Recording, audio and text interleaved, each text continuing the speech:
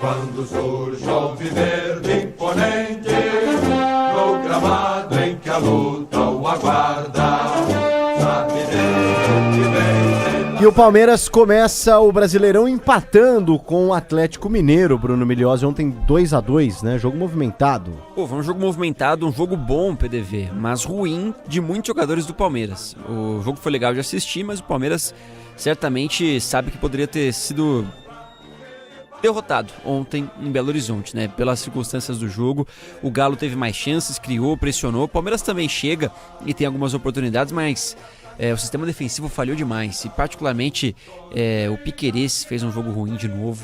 O Kelvin que fez o gol contra. Carlos Miguel, Murilo que perdeu muitas bolas também.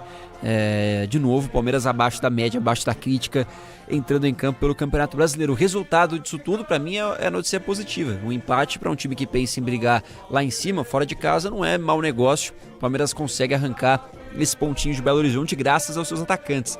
Vitor Roque e Flaco Lopes, cada um marcou uma vez para colocar o Palmeiras com esse empate ainda pontuando na primeira rodada do Brasileirão. De novo, né? O Palmeiras, depois do gol marcado pelo Vitor Roque, acaba tendo outras oportunidades cedidas ao Atlético Mineiro e por muito pouco não sai. Um gol daria o 3-2, né? O Carlos Miguel faz uma defesa no último lance. Então um jogo que foi muito no detalhe e por isso tem que ser valorizado o ponto, mas não a atuação, não o desempenho do Palmeiras nessa estreia de Brasileiro, que foi com o time titular, o que tinha de melhor, não tinha restrições. Tem uma, né, do Vitor Roque, que começou no banco, mas depois ele entra no segundo tempo e faz o gol que empata a partida, contra um Galo que, também comentando rapidamente, parece ser um time que vai dar mais trabalho esse ano do que do ano passado. Ano passado do Galo foi muito ruim, apesar de ter chegado na Sul-Americana, o Atlético Mineiro no Brasileiro não foi ameaça para ninguém. Eu acho que dessa vez mais atenção aí com o time do técnico Jorge Sampaoli, que colocou o Palmeiras em situações complicadas na partida de ontem. Mas o que chama a atenção, PDV, nessa quinta-feira é praticamente a concretização da saída do Rafael Veiga. A quinta saída do Palmeiras nessa janela. O Veiga aceitou a proposta por empréstimo do América Mineiro, sem compensação financeira inicial à equipe do Corinthians, então apenas um empréstimo com 100% dos salários pagos pelo América por um ano até o final da temporada e com opção de compra ao final do vínculo, ainda sem valores revelados, mas imagino que por volta de 10 milhões de dólares seja a pedida da equipe do Palmeiras. O Veiga já vai deixar o Palmeiras, portanto, não continua no clube, o anúncio deve ser feito ainda essa semana e se apresenta ao time do André Jardine para trabalhar no futebol mexicano.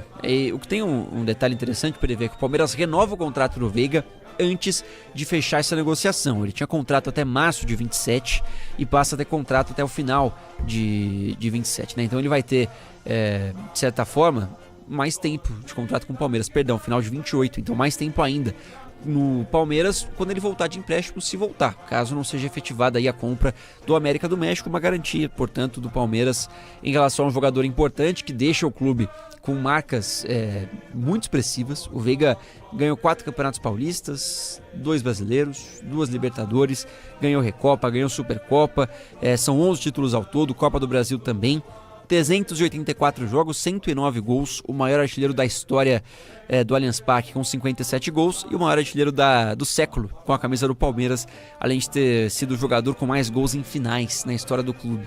Muito grande. Números que concretizam realmente um jogador gigante na história do Palmeiras, né? Claro que sai em baixa, sai com uma imagem que não é a que ele gostaria de deixar para a equipe do Palmeiras, mas, cara, o que o Veiga fez no Palmeiras, esse é o fim de uma era realmente, né? Uma era muito vitoriosa, em que o Veiga, que chegou antes do Abel Ferreira, o Veiga chegou ao Palmeiras em 17, né? E aí ele vai para o Atlético Paranaense em 2018, volta ao Palmeiras em 2019 e aí sim começa a escrever essa história muito bonita com a camisa do Verdão. Eu acho que foi um movimento bom para todos, viu, PDV? Tanto pro Veiga quanto pro Palmeiras, e espero que no América do México ele consiga desempenhar futebol, um jogador que tem 30 anos, ainda pode entregar e quem sabe ainda não volte ao Palmeiras, né? Porque tem contrato, pode acontecer. É uma saída que é sentida pelo Abel Ferreira. A gente viu o Dudu, né? Numa outra circunstância, o Dudu também ele é emprestado e volta. É verdade, o Dudu volta pro Palmeiras, depois acaba perdendo o clima, né? Pra permanecer, inclusive essa volta melhor que nem tivesse acontecido, né?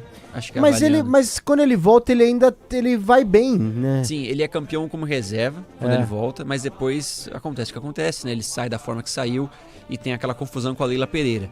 Mas ainda assim, o Rafael Veiga nunca teve problemas. O Rafael Veiga é um cara que ama o Palmeiras, isso é muito claro, um jogador que é torcedor também, e a torcida tem um carinho por ele justamente por conta da história, a história da família dele que é muito palmeirense, e é o clube do coração de verdade do Rafael Veiga, e ele consegue essa idolatria, esses títulos importantes. Acontece que no ano passado ele não jogou, e até teve uma reação ali contra a LDU, pareceu que ia, mas no final não foi. O Brasileirão dele, a reta final não foi legal, e esse ano começa de novo instável, sem conseguir desempenhar, então talvez seja mesmo o melhor caminho. Mas abre um problema, né, PDV? Porque agora são 5 saídas no Palmeiras: o Everton, Facundo Torres, Mikael, Aníbal Moreno e Rafael Veiga.